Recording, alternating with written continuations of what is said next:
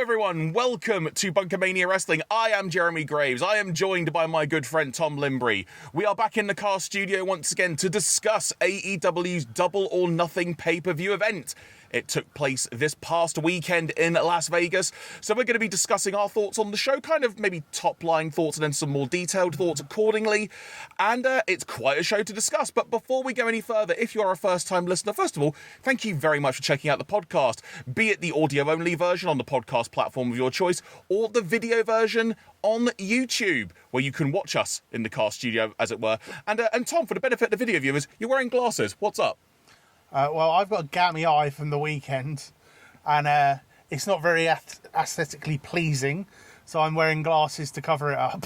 There you go, folks. That's what happens when I guess you go to 3 days worth of wrestling shows in a row, I suppose, doesn't it? This is progress. Cracking weekend. We might do a separate video on that at some point, but for now we're going to focus on Double or Nothing. But as mentioned, if you're here on YouTube, why not hit that subscribe button if you enjoyed this video, and be sure to go back through the channel to check out all of our other podcasts, which you can also do on the audio-only version. So Tom, AEW's Double or Nothing. Now I know you told me off air you've not had a chance to see all of the show because you were at Progress Strong Style and such, but from what you've seen, what did you think of the show?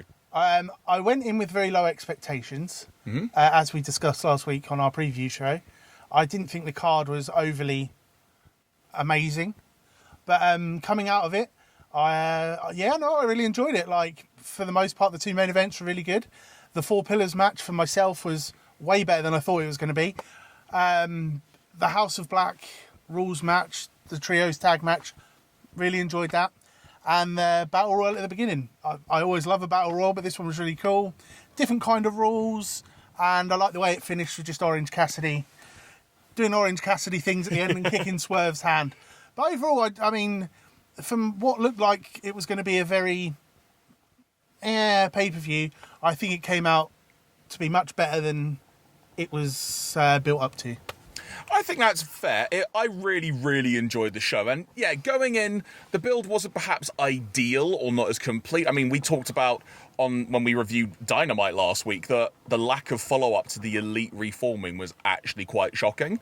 But the match itself we'll get into accordingly, but this show was really, really enjoyable. I like the entire show, barring maybe one thing, which we'll get on to. But overall, really strong show. Is it the best pay-per-view AEW has ever done? No. But is it really strong? Yes, in my opinion. So, sort of just glossing over the pre-show, if you will, there was a six-man tag match, which I think we had alluded to on our Dynamite talk. I think, I don't think it had been moved to the buy-in at that point, but yeah, it was the Hardys and Hook v.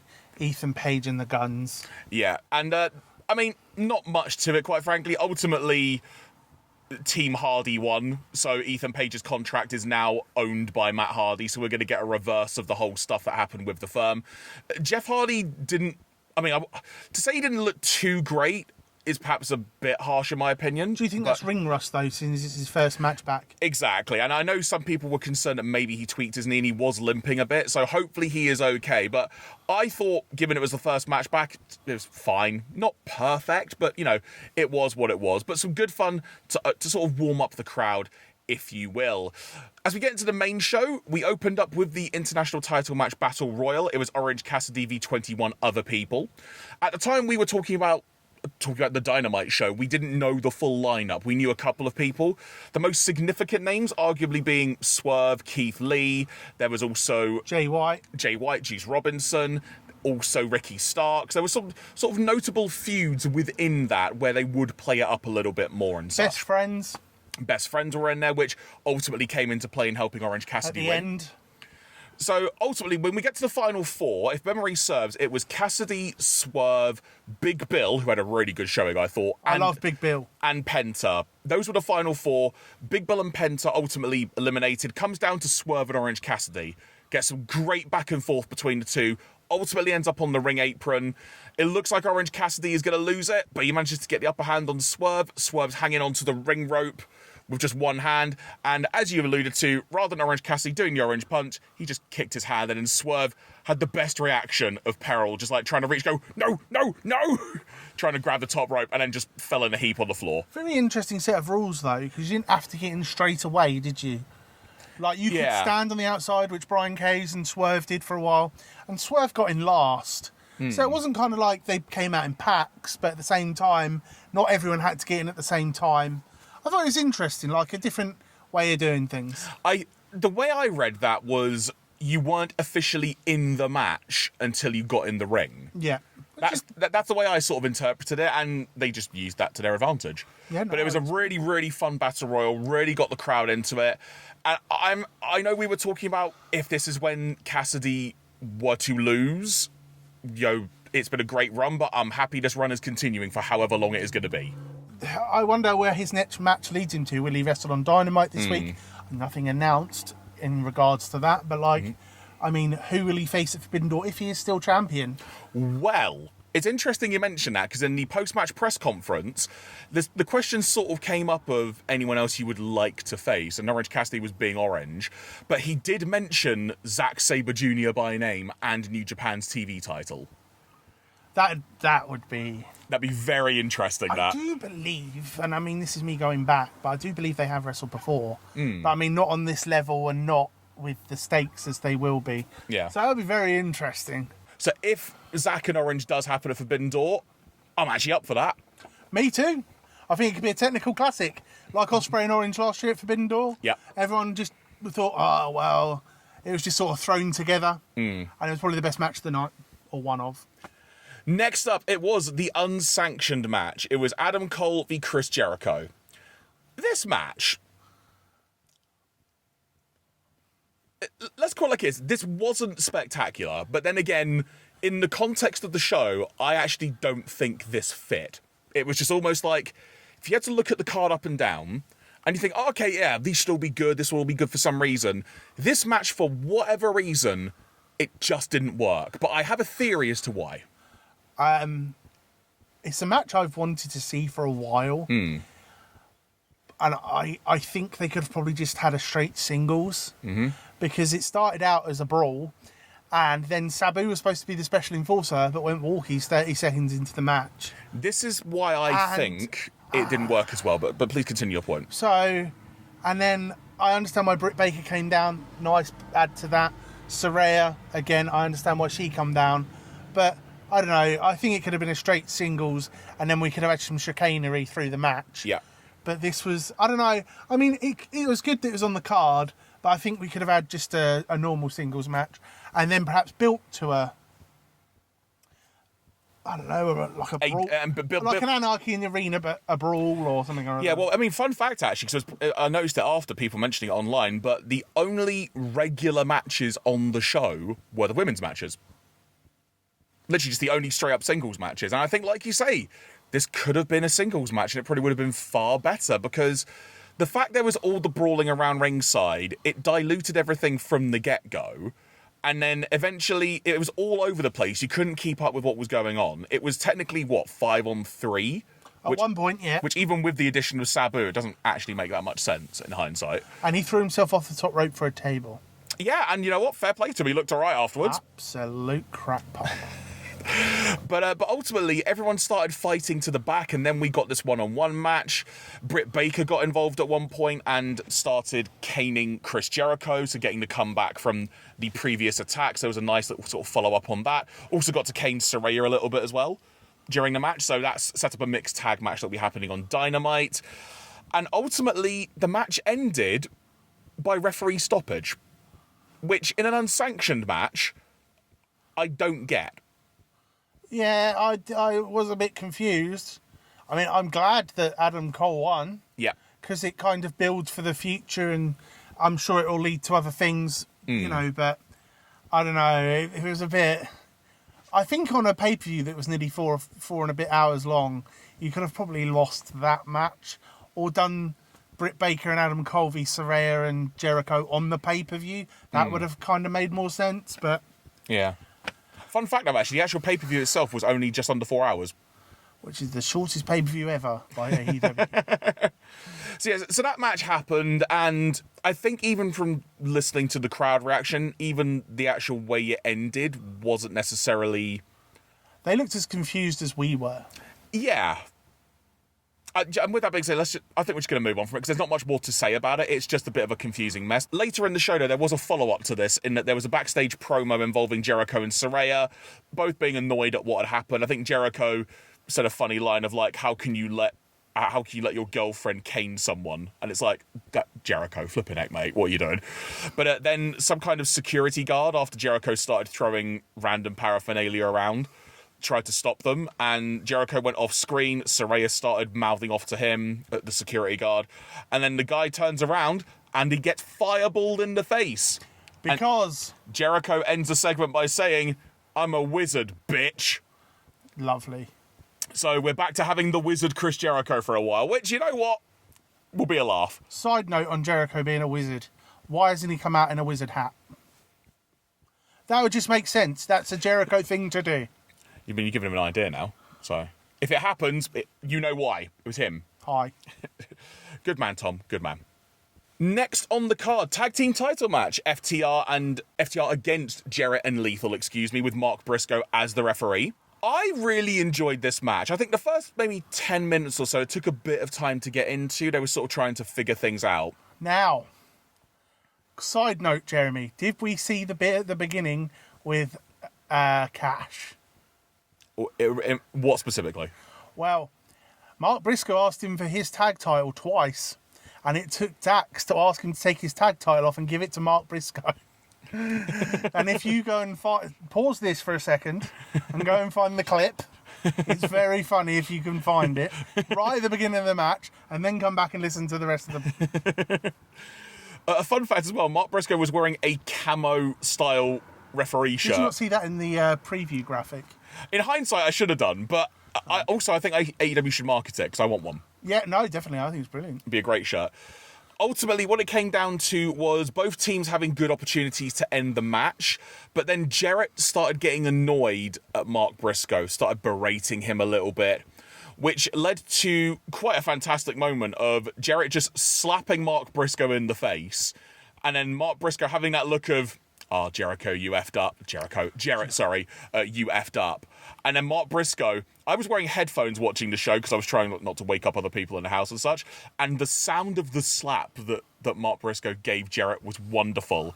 And if memory serves, that ultimately led to the Shatter Machine to get the win, or it was thereabouts sort of thing. But also in the match, the referee Mark Briscoe was pulled out by Sonjay Dutt, and Mark Briscoe at one point, he got laid out for a bit, didn't he, as well? He did.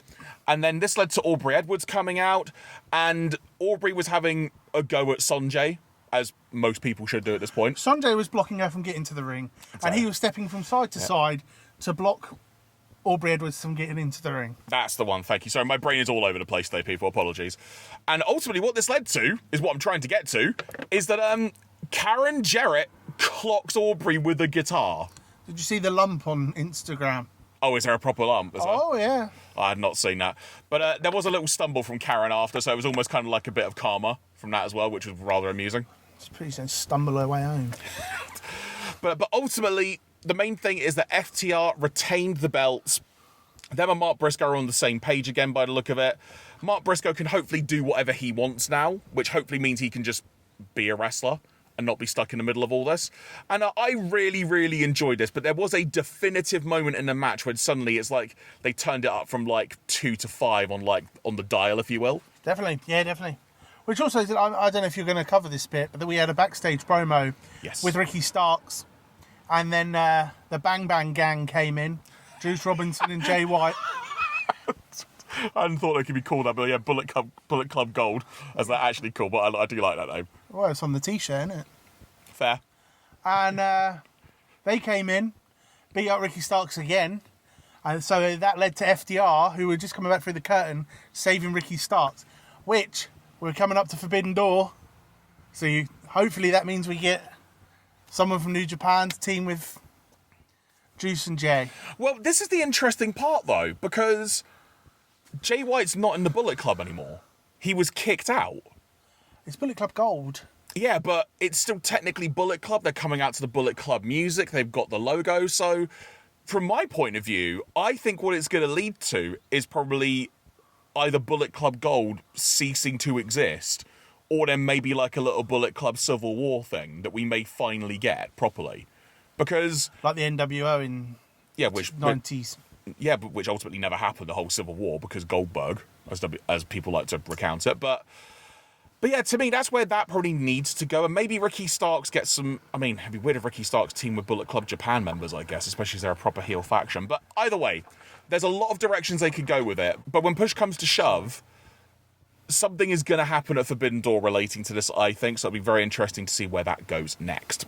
Next up on the card, it was the ladder match for the TNT title. It was Wardlow against Christian. This match was good fun. I know you haven't had a chance to see it because you tried to watch as much as you could. This was a fun match, really, really well worked. Wardlow did effectively recreate WrestleMania 16 with Jeff Hardy doing a senton off the top of a ladder through tables. I saw the highlights of it. I just like to say that. And at the most random part of the match, though, Arn Anderson eventually comes down and gets involved. And he gets in the ring to try and help out Wardlow. And he's going to sort of attack Luchasaurus. Luchasaurus grabs him by the throat to do a chokeslam or something. And then suddenly, you hear Luchasaurus kind of shouting in pain. And they kind of do a close-up of Arn Anderson's face. And you're suddenly thinking, is he bleeding? What's going on? And then Luchasaurus pulls his hand away. And it basically looks like that Arn Anderson's bitten most of Luchasaurus' thumb off. And Arn Anderson's just covered in blood around his mouth. I wish you could see my eyes, because I'm quite shocked by this. Yeah, and it was really, really weird. And it didn't really play into anything else in the match, ultimately. Just a load of blood being around the ring. Perhaps Arn was hungry. Yeah, maybe. But ultimately, though, Wardlow was able to retain the title. There was a ladder that just outright broke, quite frankly, which was a random moment because Wardlow was going to start climbing it, despite the fact everyone knew the ladder was buggered. Rick Knox, the referee, tried to come in and hold it steady, but by trying to hold it steady, actually pulled it down, which then meant Wardlow got really annoyed at him, and I think even he said, "Look at the ladder. Just look at it." Ultimately, though, Wardlow got the win. A good showing for Wardlow, but I've got to say, part of me was just still thinking, if Christian won this, I'd be totally fine with it. And a lot of people in the crowd, by the sound of it, actually wanted Christian to win. Yeah, from what I've heard, I mean, a lot of people use that time to disappear. Unfortunately, and I mean, Wardlow doesn't seem to have much luck. So hopefully Wardlow can get with someone that's going to bring him up. Because he doesn't seem to have much luck with opponents lately. Like, I don't know whether it's him but hopefully someone will turn up and do something with him. Next up, women's world title match, Jamie Hayter versus Toni Storm. This match, so there were big rumours going into the weekend that Jamie Hayter was actually injured, and the whole idea that she had been away, it wasn't actually put on, and Tony Khan even actually referenced it in the in the pre-show press conference that he did, like the phone interview thing that he does every time there's a pay-per-view. Actually kind of said, we've not hidden the fact that Jamie's injured, but it's just been hidden amongst the television stuff within the stuff that she's been injured. She's got a shoulder injury, and the way the match began was Toni Storm came out first, Jamie's music hit, she didn't come out, music hit again, it then turned out she had been attacked by the rest of the Outcast. She ended up in the ring, Jamie said, ring the damn bell, I'm gonna fight, and had a bit of a match going, wasn't a lot going on, there was outside interference, Britt Baker came in, got involved a bit to kind of help fend off the attackers, her second appearance of the night as well, following the Jericho match. But ultimately, Jamie Hayter's shoulder was just too injured, and Toni Storm was able to get the win and become a two-time AEW Women's World Champion, which obviously kind of surprised a lot of people because Jamie's really popular, but given the whole injury thing, you kind of expected something was going to change. One might think at this point that assuming she's going to be well enough to compete, her winning the title at Wembley could be a good destination point for this. I'm kind of like, again, it's one of the matches I didn't see, unfortunately, but like, AEW have a thing of putting the belt on the same person 2 or 3 times quite quickly. Sammy Guevara, TNT champion. We'll get to him later. But like, Wardlow, 3-time TNT champion. Looking at this, like, could they have not put the belt on Ruby Soho? I think that would have been better for everything going forward. But again, Yeah, it's a tough one. I mean, potentially they could have done, but I suppose one way to look at it is that Toni Storm's title reign was really good, but it always had that asterisk at the time of being the interim title. So at least this time she is definitively champion, as opposed to retroactively being told, oh, by the way, the belt you lost, you were actually champion. Yeah, I suppose. Yeah, I see your point. Yeah. So she does actually get to be champion this time. Yes, hopefully it's for a while. Exactly. So that occurred. Moving on to the next match on the show, a match I know you were very happy about. Well, the House of Black, I'm fully into all their stuff. So the House of Black, and we didn't know who their opponents were going to be, but it was kind of hinted out on Rampage that it was going to be the Acclaimed and Daddy Ass. So that's what we got, and I mean it was off from the get-go with Max Caster's rap. Yeah, he managed to do a reference to Dominic on WWE TV, which then got some other Twitter reactions from WWE talent. So it's just one of those few things you can't actually create properly, but it was a really fun little promo. I mean, it was an open house rules match. Key detail as well, Acclaimed basically came out and said, as for the extra rule that we can choose, we don't care, we're just going to do this how you set it. So, and I must admit, like, the dynamic between Anthony Bowens and Malachi Black was really cool. Yeah. And if there was to be a singles match down the road, it'd be perfect. But I must say, like, I've been watching Malachi Black or whoever else he's portrayed over the years, and I think he's having his best run at the moment. And I really enjoy Brody King, who again has been around on the indies for years, well, the last 6 or 7 years. But I love Brody King's work. He can do a bit of everything. And then you've got Buddy Matthews, again, can do a bit of everything and is brilliant. And the three of them, it looks well-oiled and it works so well. So when they took on the Acclaimed, who are, again, already an established trio, I thought it was brilliant. Like, everyone seemed to mesh really well. And, I thoroughly enjoyed the match. I really enjoyed it as well. One of my favourite parts, actually, from an aesthetic point of view, it was interesting because on Dynamite, the whole kind of Twilight Zone look when we first saw it and they introduced it, it worked really well because of the way the arena was sort of set up. Ironically, it didn't work as well on TV in this arena just because of how the tiered was. And how close it was. It didn't come across as well, I should say. But it was still a really, really fun match, like you say, some great dynamics in terms of who was wrestling who. When Billy Gunn came in and started running wild on the House of Black, there was that moment of, oh my God, they might actually change this title and do it, because you can imagine the crowd would go a bit mental. But ultimately, it was not to be. And the House of Black were able to retain the titles, which does make you wonder what next for the Acclaimed. In some ways, because they're sort of just a bit in limbo at the moment. Do you think this doesn't lead to a little program between them 6 gentlemen for a couple of weeks until, I would assume, and it'd be silly not to, have the House of Black against the New Japan 3? I mean, I can't think of one off the top of my head. I mean, in terms of trios in New Japan, they've got so many factions and stables. Yeah.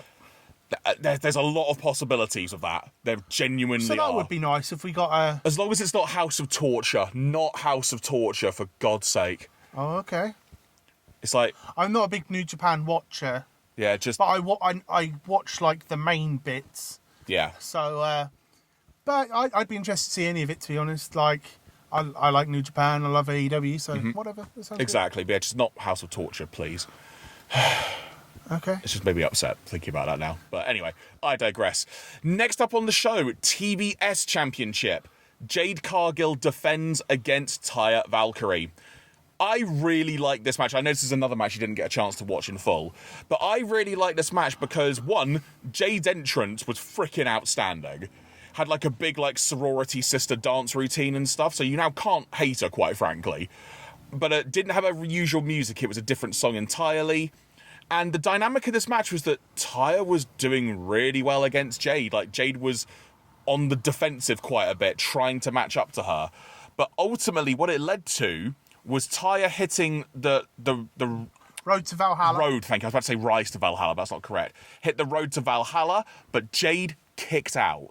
And Taya was pretty shocked at that. Because this was their first match, Taya wasn't allowed to use the move, was she? Correct. And this one she was. And then when she hit it, ultimately Jade kicked out. This then led to a few more things happening. Jade then getting the opportunity to hit the Jaded, which of course is the same move, but Jade's. And then it was 1, 2, 3, which kind of caught everyone, myself included, off guard, because you thought, oh, I was kind of expecting it would be each kicks out of it, and then maybe they hit it one more time, and then you get the win. But nope, just kind of totally out of nowhere. Taya Valkyrie is defeated. We are now at 60-0 on Jade's record. Then after the match, Mark Sterling gets in the ring, starts running his mouth a little bit, saying, we're at 60-0. Jade will defend the title anywhere against anyone, because quite frankly, there's no more competition here at AEW, so who the heck else is there? Then some music hits, and we get the return of Chris Statlander, who had been out for 9 months. 9 months. Well, this time around 9 months, but only recently came back previously from a previous knee injury. Different knee. Yeah, so she'd come back from a second long-term knee injury, and now was going to face Jade here and now. And there was a nice buzz about it, because I thought, oh, okay, they might just set this up for Dynamite or something. Like, that would kind of make sense. But then, no, Jade was like, nope, we're doing this right now. Let's do it. Anytime, anywhere. And that's what Sterling had said. We got the match. It was fairly short, but Chris Statlander, looked really good. Ultimately defeats Jade Cargill. We have now our second ever TBS champion. There was a freaking confetti cannon on standby, and everyone was going nuts in the arena. This was an amazing return. And in terms of the title reign for Jade, on the previous show that I did with Ian, I said, if Jade were to lose this, I think she could do with almost like a bit of a rebrand. Like the whole idea of the Jade brand. It's been around for a while, but it almost just needs a bit of a fresh coat of paint and something different. Are you saying it's jaded? There you go. That works out. That actually works far better than I could have said, so fair play to you on that.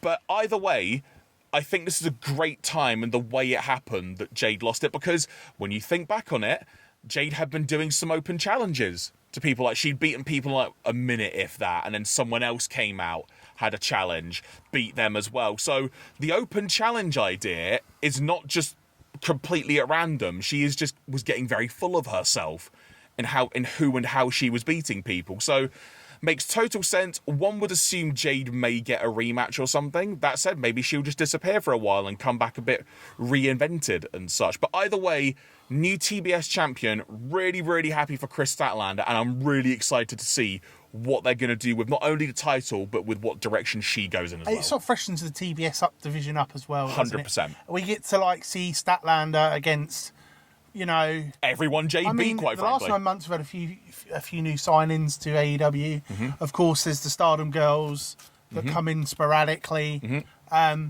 So it'll be good, to see where they can go with it, and Statlander's first feud, and What's also going to be interesting is with the rumours that there's going to be some kind of roster split in AEW. It would be interesting to see. It's going to be a light split, isn't it? Yeah, well, or at least some kind of divide, if you will, amongst the roster between Collision and Dynamite. It would be interesting to see if they end up moving, say, the Women's Championship purely to Collision, and the TBS Championship remains on Dynamite, given they're on the respective networks. Would make sense. It would sort of make sense. Have a branded thing on each. Yeah. You got to wonder if Wardlow will be on the TNT show. Exactly, yeah. So it kind of makes you wonder if they're going to perhaps more play into that dynamic of it. But really excited to see what Statlander's going to do next. And she just looked genuinely so happy. And she seemed to have put on a bit of muscle as well. Yeah. So that's kind of complete reinvention of herself just in general. And it's wonderful to see that she's back. This then led into our double main event, and we had previously done a video, which you can go back and watch and listen to in the podcast archives now here on BunkaMania Wrestling, about what should be the main event of Double or Nothing. Now, this is very interesting, because me and you had a conversation about this. Yep. And then I told you on the other day when I saw you. On the Sunday, literally. On Sunday. Yeah. And I said to you they'd announced on Rampage that the four-way is going to be the main event. Well, interestingly, it was the co-main event. So I kind of guess they didn't. They sort of 50% right. But ultimately, the four-way world title match was the semi-main event of the show, but the first of the double main event, as it was being phrased during the broadcast. We had MJF defending against Sammy Guevara, Jungle Boy, and Darby Allin. Each kind of got their own, a bit more of a bespoke entrance, if you will. Darby Allin did a whole video involving Elvis on the Sunset Strip and essentially going to bury a body, which was hilarious. and then he did like a little skateboard. I think it's like a vert drop or a ramp drop, dressed as Elvis. As I texted you earlier, I want that jumpsuit. Jungle Boy got a bit more of a bespoke entrance of his than usual, as it were, kind of just a bit more upper class is one way I'll phrase it.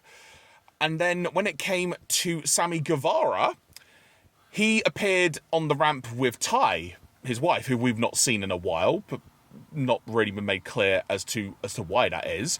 And Sammy Guevara has got his old style cue cards, which for the purposes of the American broadcast of Dynamite used to be when he would do like a picture-in-picture thing and hold up like... That was during the pandemic stuff, wasn't it? Yeah. And whatnot. And then from our point of view on watching on Fight TV, we just saw it full screen and heard everything that was being said as well at the time. But he came out with the cue cards and effectively said, we've got some news to share. They're having a baby, which is awesome news and great for them, quite frankly. And I quite enjoyed everyone congratulating Sammy, because I have a feeling only a few people knew, and I gather that, like, Darby and Jungle Boy didn't know. Yeah, they kind of came across. Yeah, they cut to Jungle Boy's reaction in the ring, and he couldn't not smile at the news. Yeah. You could tell he was genuinely happy. Mm-hmm. And it was just a wonderful feel-good moment. And weird as it sounds, like we were sort of talking a bit before the show, is Sammy kind of now babyface a little bit? Like, have they turned him? And you can't not deny that you can't really boo someone after this kind of news. My question is, I feel, and I've always felt this, that Sammy is better on his own. Yes. And I think this kind of proves that. Because he, even though he didn't win, which I'm sure is not a spoiler anyway, was the MVP of that match. I think he brought the most to the match, he had the most energy, and he put the most, in my opinion, effort in. And if anyone was going to win it, apart from MJF, I think it should have been Sammy. And I think he elevated himself really well. Yeah. I just hope this doesn't lead to him being in some rando 6-man on Rampage next week. Like, I hope they build from here to where Sammy could potentially fight again for the belt at some point. Yeah, I think they need to use this match, which was, by the way, an excellent 4-way match, a freaking phenomenal match. It was so good. Yep. They need to use this as a launch pad for the other 3 competitors in the match. The finish ultimately came whereby MJF was kind of... he was not in a good place, as it were. Like, he was really beat up and such. It got to the point where Darby Allin was going to go for a coffin drop, if memory serves, on Jungle Boy. And he was setting it up. Then MJF comes in the ring, and he puts the belt on top of Jungle Boy's chest. Darby launches from the top rope, and basically when he lands, he cracks his head on the belt, knocking himself out. So then MJF kind of rolls away Jungle Boy, but then pins Sammy with a headlock takeover. He pinned Darby with a headlock takeover. Sorry, that's what I meant. Pin Darby. It's a recall to their first match when MJF said he could beat Darby Allin with a headlock takeover. But there was also a lot of recalls to the single matches that MJF had with each member. Yeah. And if you've sort of been following AEW since the beginning, you kind of pick them out. I did enjoy them doing their mentors' finishes. That was a great little touch in that, each of them doing it. And I feel like doing them in a row was like really, I don't know, it was different and I really enjoyed it, but I didn't quite realise that until they were 2 in. I can't remember what order they did them in, but like... it was Darby doing the Scorpion Death Drop, Jungle Boy doing the kill switch by Christian, which in itself was a bit random, but it made total sense. Sammy did the Walls of Jericho, and MJF hit the Crossroads. Yeah, and I thought it was brilliant. And like, I mean, I went into that show thinking, wow, this 4-way's a bit weird. But I'm glad that I watched it, and I'm glad that it proved me wrong. And we didn't touch on it just now because I said something, but like MJF's entrance at the beginning, him coming down from the top of the pillar, that kind of made you think, wow, he's coming down from the heavens to defend his belt against the other 3 pillars. And wearing that like devil mask as well that he reappeared in. I'd say no, there's some... there was some great callbacks to like stuff that had been done, and I think MJF kind of he puts a lot of effort and structure into his stories and his matches, and I think that came across really well in this one. He seemed to be a lot looser and a lot more, I don't know, open to doing things. And I don't know if someone had mentioned this, but I don't know, I find MJF hard to watch sometimes, but I found this match really, really like easy to watch and really enjoyed it. And I might even go as far as to say it was probably the best match for me on the card. But again, that's my opinion. So No, but if you wanted to say that, mate, I think it's a totally fair shout because based on the build-up, which this is something we realised after we've been recording podcasts recently, we've barely mentioned this match on our Dynamite reviews, and that's not by design. We just, as we're recapping, it's like, oh, we sort of were driving home after, and it's like, oh, we didn't mention that, did we? But for full disclosure, we turned the camera off last week and was driving away, and I happened to mention that we hadn't bought the 4-way up, and we were both like, well, it's not probably going to be very good, the build. But again, it's nice to be proven wrong. Yeah, it was very much the fact that we said, like, well, that just kind of shows the importance of the match, doesn't it? Yeah, I think we underestimated that as well. I know I did. But. I always thought it was going to be a really fun match because I could just imagine all of them wanting to go balls to the wall. There was some insane stuff in this match. Oh yeah, definitely. And I there was a lot of, I don't know, there was a lot of stuff in there that like. It worked really well having all 4 of them in there. And it wasn't just, 2 face off while the other 2 have a rest. There was constantly something going on with all 4 pretty much. Yeah, but ultimately though, what this does point out, this might be something we do a separate video on at some point, but it goes to show, for a match like this, the build-up was not that great. It really wasn't when you look back on it. I don't know, perhaps they were trying to just like, this is going to be that match. And if people, wanted... I mean, they had loads of other matches on the card that people wanted to see. And I think, ironically, the one they didn't build the most was probably the best. So I don't know how that kind of works. But at the same time, like... Yeah, but either way, I think there's definitely a lot more they could have done. But either way, though, I think the most important thing about this match is, one, it was freaking great. Go out of your way to see it. And hopefully, this is the launch pad... For the 3 challenges, because based on the finish, like we were saying, the headlock takeover on Darby, that easily sets up a future title match now with MJF and Darby. You could very easily now, assuming Sammy is babyface, be it on a Dynamite or something, have a match purely with MJF and Sammy, and I think that would do really good as well. As for MJF and Jungle Boy, I'm sure it would be really good. I think out of all 3 of the challengers, if I had to pick one that perhaps they could have had more to... What's the way to phrase this? That they perhaps didn't benefit as most as others in the match, I think Jungle Boy would be the one I pick. Not to say he did badly, but just in terms of elevation of how everyone came across in the match. I feel Jungle Boy's already kind of on a level anyway, with the fact that he's already been a tag team champion. He had a stellar match with Jericho, and he had a really good match with Dragon, was it, last year? I can't remember. I think it was Dragon. So he was kind of almost already at an established level. I think he was already kind of on a level where, like, Jungle Boy, he can wrestle, do submissions.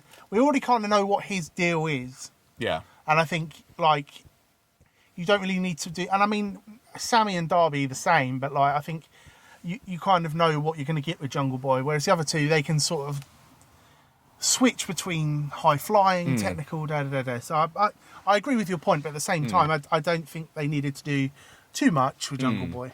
I suppose another dynamic which I've not factored into my point just then as well is that Jungle Boy did have that massive feud with Christian, which does actually alter the perception of the level, like you were saying, that he is already at, compared to Sammy and Darby, who have had big feuds or been involved in big feuds.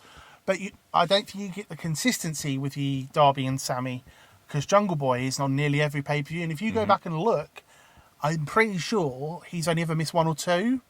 Whereas Sammy went a period where he wasn't on them for 2 or 3. He wasn't on Revolution, the one I was at in March. And Darby is a bit hit and miss on the old pay-per-views. So Jungle Boy, as I said, I think he's a bit more established as like, we can chuck him in because we know what we're going to get. Whereas the other 2, and I think this match did great for all 4. I mean, MJF doesn't really need much help with things. But at the same time, I think it did something for him as well. So it was a phenomenal 4-way, though. Go out of your way to see it. And speaking of phenomenal for potentially a variety of reasons, the show ended with Anarchy in the arena. The Blackpool Combat Club against the reunited Elite. To say this match went all over the place is a bit of an understatement. It was absolutely mental. It was absolute anarchy, literally. That's anarchy in the arena. There you go. There is, to be quite frank, there's way too much to try and recap what happened. Like, even the cameras were having troubles keeping up. I with did what was going notice that. Like, we Yeah. kept seeing things like after the fact, Yeah. and I'm like, oh, I wonder what happened there. A fun dynamic of this Anarchy in the Arena match, because you were mentioning about how the four-way was referencing things from the past and things that had occurred. There were little nods to things that had occurred in the past in this match as well. For example, at the very first Double or Nothing, the way Jon Moxley debuted and attacked Omega, and there was the whole thing involving the giant poker chips. Like, they did a little thing involving that. There were other sort of random callbacks, like Kenny and Hangman being the only two men in the ring versus all four of the BCC at one point. And after everything they've had to overcome, they're now having to fight together again, and they fully trusted each other. I did like the fact that they were in the ring together just with Yuta at one point. Yes. Yes, there was some fun dynamics involving that. Also, the eye patch came off as well. Hangman revealed he is totally fine, so that was a fun reveal. And something that I really enjoyed this match, but something that Danielson actually said in the post-match press conference made me realise why I enjoyed it so much.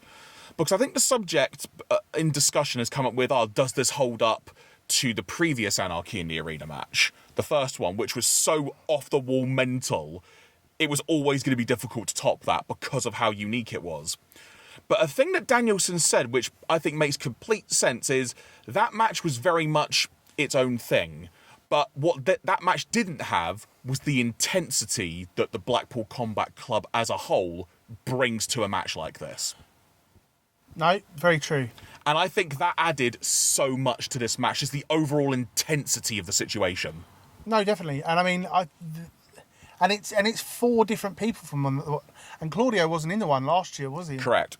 So any match that's got a few different people in it, or you change one of the teams, is going to be different. I mean, last year's was fantastic, but this one was fantastic for a whole different reason. Yeah. And at the same time, like, there was callbacks. I mean, if you watch the indies like Scar or Ring of Honor, you've seen a lot of them wrestle in there in various points in their careers. And there was a callback to a lot of stuff there if you've watched those matches. Very much a if you know type thing. Yes, Yeah. and it was fantastic. I mean, I enjoyed the bit where Claudio went and Pyle drove Matt in the back of a pickup truck. Yeah. We all know why he did that. Yeah. We didn't at the time, but it set up to then Matt coming down and super kicking Moxley in the face and setting off like a fireball. Had like a firework in his shoe or something. And it was basically, it's a super kick that can never be topped. Because he just super kicked Moxley in the face and there was an explosion. Like FMW deathmatch wrestling in Japan would have freaking loved that as an idea. Yeah. Back in the 90s. You could imagine that would have just been a viral clip for forevermore if it had happened. It was utterly mental. But what that led to, though, was arguably perhaps the most brutal thing in the match, which was the Blackpool Combat Club effectively going, like, hey, you bugger, right, gonna rip this shoe off of you, we're just gonna freaking beat you down for a minute. And then Moxley brought in thumbtacks. And Matt Jackson... I'm quite surprised he didn't bring glass in. Yeah, and then Matt Jackson at this point now does not have any shoes or socks on. 1 foot. Yeah, on 1 foot. And Moxley took it upon himself to basically lift up Matt Jackson and drop him foot first onto the thumbtacks. And the camera angle that they had after was freaking gruesome. Yep. And horrid. I think Matt Jackson took most of the beating on the overall, like, if you had, like, the bars you would have on a computer game, Matt Jackson's would have been, like, down here somewhere. Like, the guy took a lot in that match. It was almost like he was making up for lost time because he couldn't wrestle for a few months with the bicep injury he had. Yeah, that's very true. But the brutality in this match was something insane. In terms of another fun little thing they did as well was when the Elite reunited, there was a really cool moment where they're on the ramp and they've each got a weapon. I think Hangman had the broomstick, with barbed wire. Kenny had a shield, and the Bucks had like a couple of weapons. And Kenny like attacked someone in the BCC like he was Captain America, and he recreated that in this match with them tights as well. Yeah, which was referenced on commentary. Yeah, which just made him look like he was freaking Captain America and stuff. But ultimately, fast forwarding towards the end, the Elite are just being beaten down. Kenny is just having to try and defend himself. It ultimately comes down to Kenny is going to finish things off. He's about to hit the one-winged angel. And then a mystery person comes into the ring. And all His hat fell off before they did the move. But during the match, which we haven't mentioned, Don Callis was on commentary. And earlier in the day on the AEW YouTube channel, they had released a sit-down interview with JR and Don Callis. And Don Callis effectively he kind of actually, in a way, surmised what one of the things we had speculated on that Dynamite review we did following his turn in the cage match, in that maybe he's just turned on Kenny to try and light a fire under him because he's getting too soft. And Callis alluded to that quite a bit, both in the interview and on commentary. And what it ultimately was Takeshita coming in, attacking Kenny Omega, revealing it was him, and everyone's favourite boy basically now turning heel, and everyone's like, oh no! But then at the same time then thinking, oh my god, the matches. But did you think it was a bit weird that the BCC did acknowledge Takeshita? Well, but the reason... Because they sort of acknowledged in a surprise way, because what they have made clear to me is they had no involvement in that. Because that was another thing we speculated in that Dynamite review. Yep. Is Don Callis now aligning himself with the Blackpool Combat Club, or is it more... Just Takeshita. Or is it more situational, like, this happens to cross paths, we'll get through, like, this little fork in the road and go our own way? I did enjoy... I thoroughly loved the match. Yeah. Again, it was one of those matches where it was like, well, we'll see what happens, and it was brilliant. But I did enjoy the fact that Yuta got the pin. I wanted to mention this. That was the key detail in this match. Wheeler Yuta not only got the pin, he pinned Kenny Omega. I think this is a brilliant way to, like... Because Yuta is, like, the young boy of the BCC. Yeah. And I think it's a good way to, like... Oh, okay, so he did that. I mean, admittedly, he already had help from Takeshita, but, like...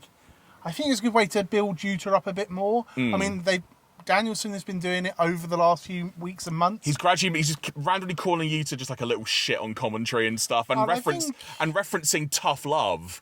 And this was his reward for all of that tough love that we've been seeing, and it was just such a cool moment. In fact, have you seen the post-match press conference? I have not, no. Danielson tells a fantastic story in the days building up to Double or Nothing, he was like going on big hikes around Las Vegas, and he said legitimately he took Yuta with him on one, like either the day before or the day of, and they went up to like the top of Red Rocks, which is like a very famous landmark in Vegas. Yep. And he said he literally got Yuta to do like neck bridges and push-ups on top of Red Rocks. Like, legitimately was making him train and stuff. And it's like that tough love element. And now he's been rewarded with the pinfall victory on Kenny Omega. It's like they were lifting on his shoulders after the fact as well. Like, actually celebrating it and giving him that moment. And while it may not in the grand scheme of things in the pantheon of AEW, it may not lead to much. It might lead to something incredible for you to long term. But it's just that moment that even in storyline, Kenny Omega took the pinfall to arguably the weakest member of the Blackpool Combat Club. From a mental game point of view, regardless of the situation, it's some cracking storytelling. It is, and I'm going to be interested to see where it goes. I mean, I assume we get Yuta and Kenny Omega.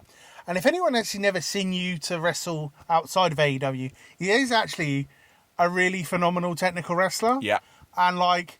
I could see him and Omega going 20, 25 minutes. Yeah. Like Pac and Kenny did in Kansas in like the first few months of AEW. So just like Yuta is relatively new to the AEW audience, but he is really good. Like, so watch this space, basically. I got two things for you. Go on. Which we haven't discussed. Okay. What did you think about the commentary table being at ringside? Yeah, it was a different setup. It never really came into play. Like, obviously, it was just kind of caught in the crossfire of multiple brawls across the night. I think it was funny from the way the commentary were reacting, which part of me wonders if it was by design to try and add to that feeling of intensity. Okay. Because I think that added to it. I don't have a problem with it. It was very amusing when they were only down to one monitor and Taz and Excalibur were just sharing a monitor. I enjoyed it being at ringside, but I think the days of the commentary table being at ringside have passed. I think, you just know that it's going to be used for something eventually. Whereas, if it's up on the way, it's out the way and there's more room for the guys to do more on the outside. But I just wanted to. There was also a fun moment where it may have been Tony Schiavone when he suddenly realised as they were coming up to the Anarchy in the Arena match, they went, "Oh, by the way, guys, we're going to get caught in the crossfire here." And I think it was Tony Schiavone effectively just went, "Oh, crap." And I like the way he actually had a dig by saying, "Whose idea was it to put us down here?" Yeah. So now, okay. for everybody else, and I don't know if everyone else noticed this, but I did. Okay. Fun fact for you, during the World Tag Team title match, Jim Ross called Taz by his real name. What? Peter, isn't it? Yeah. Yeah. I don't know if anyone else caught that, and I mean, probably a lot of people didn't, or if you didn't know that is his real name. But I did have to stop the show and have a chuckle, because it just amused me, and I don't know why. I mean, it happens quite often, but, like, I don't know, for some reason, JR calling Taz by his real name just amused me. If you didn't see it, it's somewhere in the tag title match, but I can't remember quite where. It was yesterday. Random sidebar on that. The reason I know his real name is because there was, on like the Rise and Fall of ECW documentary that WWE did, they sort of show the debut of Taz, and I think it was Joey Styles introducing him backstage, and he's like, "I'm going to be joined tonight by a man called," I think it was Peter Sinertia, but you know him as Taz. Yep. Something like that. That's the only reason I know his name, because I've never actually gone to look it up. No, I don't know. I came across it somewhere along the way, but, like, I definitely feel like that was quite a funny moment. I mean, I love JR, so I'm nothing against JR. I just thought it was quite interesting that he called him by his real name on TV. It was funny. So. I did like the dynamic as well, switching up some of the announcers halfway through the show as well. Yes, I thought that worked quite well, actually. I think it gives JR, like, he doesn't have the pressure of commentating 9 matches. We still get JR, and we get Tony Schiavone, who works amazingly well. I know we've referenced this a few times with Excalibur and Taz. And, I mean, we didn't get any funny stuff because there's no adverts, but I love the dynamic. Yeah, it just works so well. But that was Double or Nothing. In terms of other things to note, we've referenced Orange Cassidy mentioning about Zack Sabre Jr. after the show.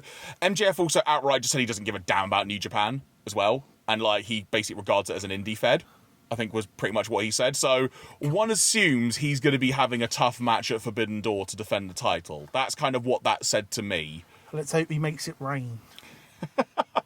Can you imagine? I mean, honestly, based on what you said recently in one of our other podcasts, I just want him to face Minoru Suzuki. It's my dream now. That would be amazing. It probably won't happen, but I want to see it. I would love to be there. If only I knew someone that was going. Oh, right. Wouldn't it be great to be there? But in terms of other things that may come up, not a lot else has been announced. We only know of the mixed tag match for Dynamite at the time we're recording this. One assumes there's going to be a lot of follow-up.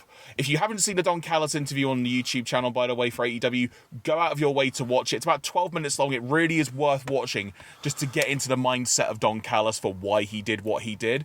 And one assumes, again, we're going to get the follow-up to that with Takeshita and such. But there is so much potential for where this can go. And I'm really, really excited. The other thing I will say, once the show had gone off the air, apparently in the arena, Kenny did like a post-match promo for the live crowd. And effectively, that's on YouTube as well, apparently. And from what I can recall, because I haven't seen it, I've just heard, he, in essence, said these AEW pay-per-views are normally like a big celebration of like where AEW has got to, and like leaves you feeling happy and whatnot when you're going home, and kind of said, I'm sorry, like we, the elite, like let you down on that, and him specifically. Obviously alluding to the fact, well, we thought Takeshita was like our friend or whatnot, and he said, but I know some folks in other promotions who can help us out.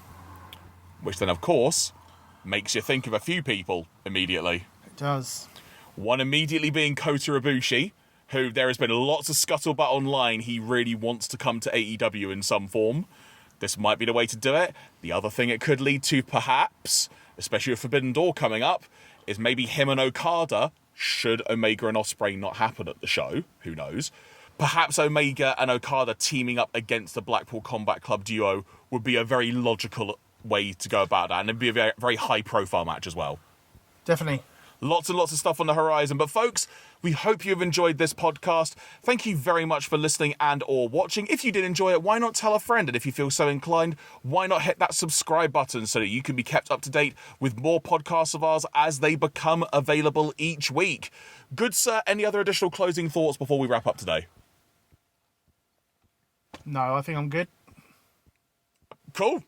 That was awkward, but sure. I think I'm good.